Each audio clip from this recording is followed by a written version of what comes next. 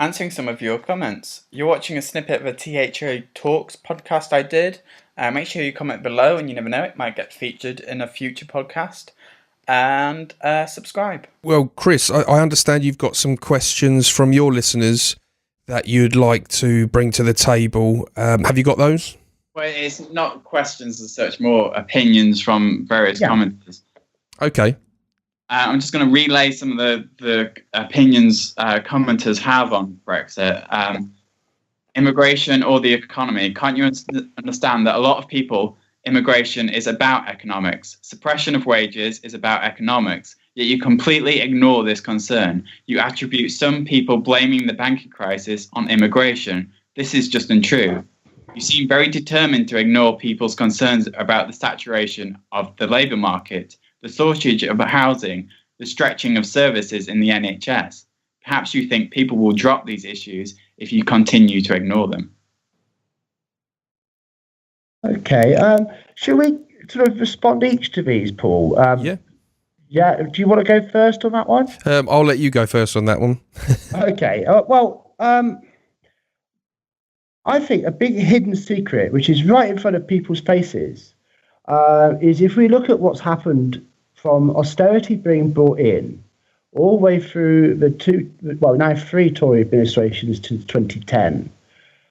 Certainly between 2010 and 2014, not only was there no attempt to control immigration, there was a deliberate attempt to ramp it up as high as it would go, which of course started back in 2007. But from 2010 to 2016, not only did we have absolute record European Union immigration, but we also had record non-EU immigration. So for Africa, Indonesia, all around the world. So we're having a massive influx of people in. And the European issues started to bite with the 2014 Euro elections, which was the first time in 40 years the word immigration had been mentioned on British television in a national televised debate. It was that long since we'd actually discussed the topic.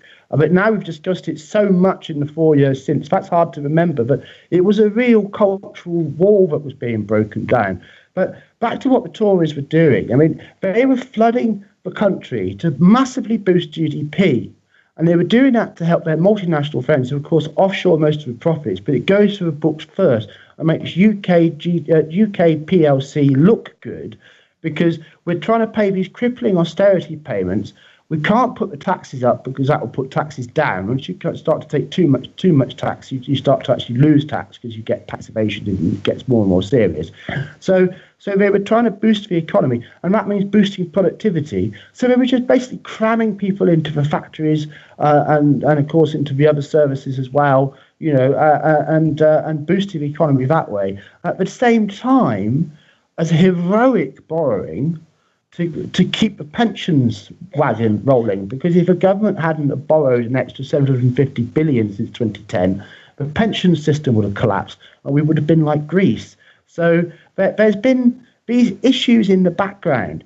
But the fact is that when the immigration tap is turned off, that engine will stop running.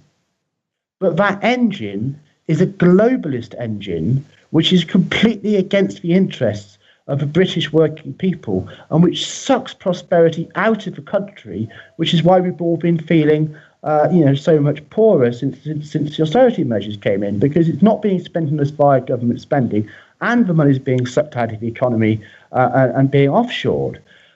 Yeah, I would agree with most of that, and I think the thing is what we're looking at now is the structure. It's not so much, we can't just look at the immediate situation we're in, because if you're structured to go in the wrong way, you've got to start looking at the structure. And there's an argument that immigration is great for the economy in certain areas and whatnot, and that is an argument. But then you can say, why are we in a position, which seems to be the case with all EU nations now, where you rely on immigration for your economy, where the rest of the world don't seem to be relying on that as much?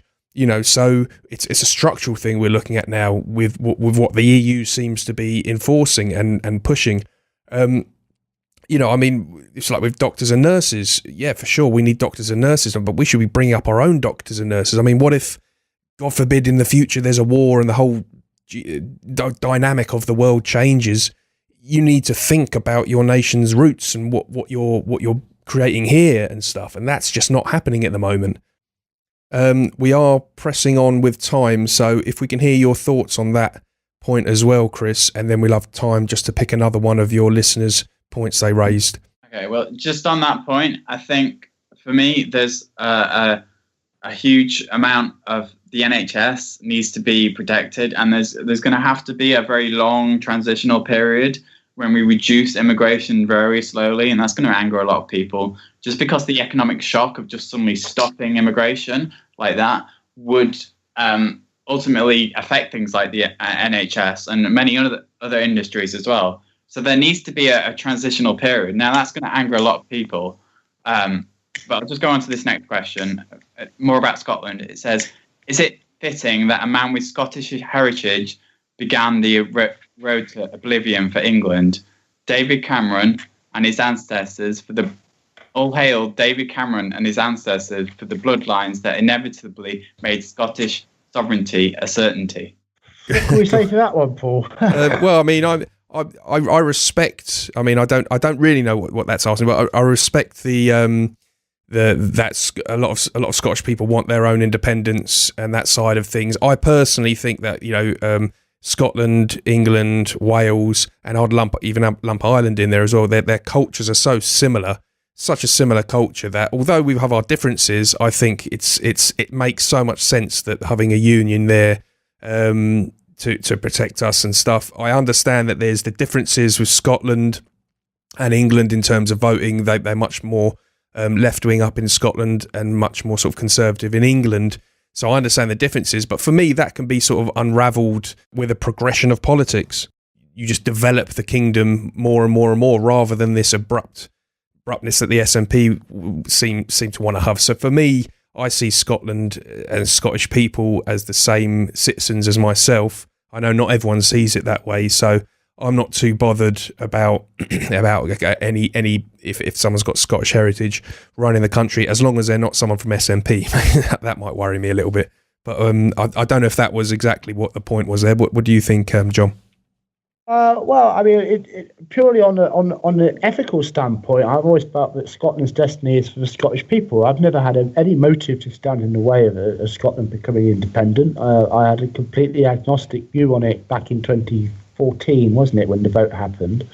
But in terms of, you know, analysing it from the point of view of reasoning it out, it would seem to me that probably the Scottish people got it right at the time. Because the projections for Scotland's economy would have been devastated the following year with the collapse in the global oil price. So maybe it was a reach too far. But maybe the best way to answer it is, what would I do if I was in charge of the SNP today? And if that was my cause and I wanted Scotland to be an independent nation, I think I would focus on the Scottish economy for the next 10, 20 years. I think I would diversify.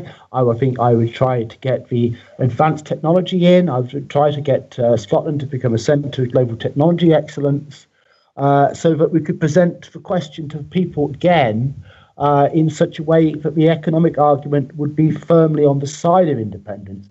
And I think that the SNP saw their chance and went for it, but following the failure of the Gambit, I think they've taken too long, really, to adjust to the fact that the Scottish people did not say yes, they said no. And I think that Nicola Sturgeon's star is certainly falling now. In fact, I think I heard that Theresa May no longer directly sees her, and she has to see the Scottish minister instead because of the loss of status that losing the majority standing in the Scottish Parliament now has for the SNP. But I've never felt that any country should be part of the United Kingdom if they didn't want to be. And I know that has been a vexed question in the history of Ireland and so forth. But largely, many of the things that could have been looked for from independence, the Scottish independence was a question in the late 70s. And at the time, I think there was a referendum in the late 70s. And at the time, the people said no quite firmly because they said, well, all our jobs are British. Why do we want to leave Britain? And Scotland's a very different country today to it was then, with the collapse of heavy industry, which, of course, in a bigger picture, we could point the finger at the EU on that one. But that's the interconnectedness of all things at work. No antagonism towards Scotland, and Scottish people will find their own destiny. But I think that probably the balance of reason will be that the United Kingdom has worked for several hundred years and will probably keep working and is worth sticking with. Okay, well, we're heading towards the end now. If you can give us some thoughts on that, Chris, and then just anything that else you'd like to say, and we'll have to wrap it up. So the floor is yours to end it up. I don't think they should be, and I don't think they will be. I don't think they will be because I think in this last election, I was talking to some Scottish voters. They basically felt like they had a choice between the Tories or the SNP. But now that Labour have the momentum is with them, I think in the next election that a lot of Scotland will go towards Labour.